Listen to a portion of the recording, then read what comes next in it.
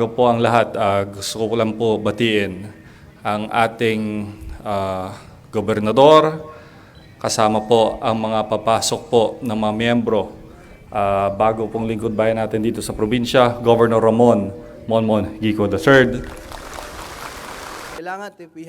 Sa kauna-unahang talumpati ni Governor Ramon Gico III sa flag raising ceremony, pagkakaisa at pagsantabi sa politika ang isa sa mga hangad niya. Situation right now. But number one, may I ask of all of us to shrug off any dust of politics.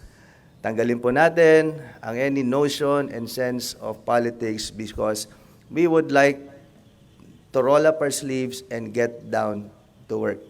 Ilan din sa mga gustong pagtuunan ng pansin ni Governor Gico ang people empowerment at pagpapaganda ng komunikasyon at management style sa kanyang administrasyon.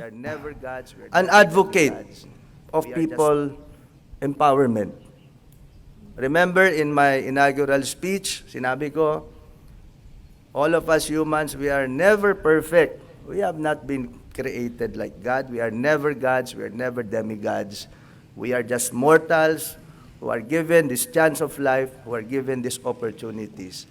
Of course, please expect that there will be a lot of changes, but rest assured that all of these changes that are to be implemented will be for the betterment and will be for the good of our beloved province. Bayanihan at pagtutok sa kanyang puso agenda naman ang laman ng talumpati ni La Union newly elected Governor Raffy Ortega David sa kanyang unang flag raising ceremony.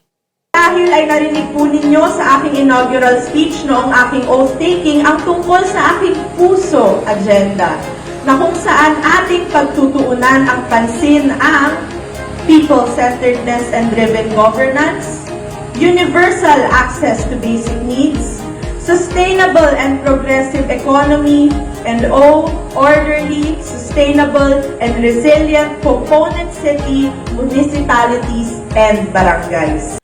Hamon niya sa kanyang sarili, maipakita ang pagbabago sa loob ng 100 araw. Kaya naman pangako rin niya na makikita na ng kanyang mga nasasakupan ang mga proyektong nakapaloob sa nasabing puso agenda sa mga susunod na linggo. Sofia Pagaduan para sa Luzon Headlines.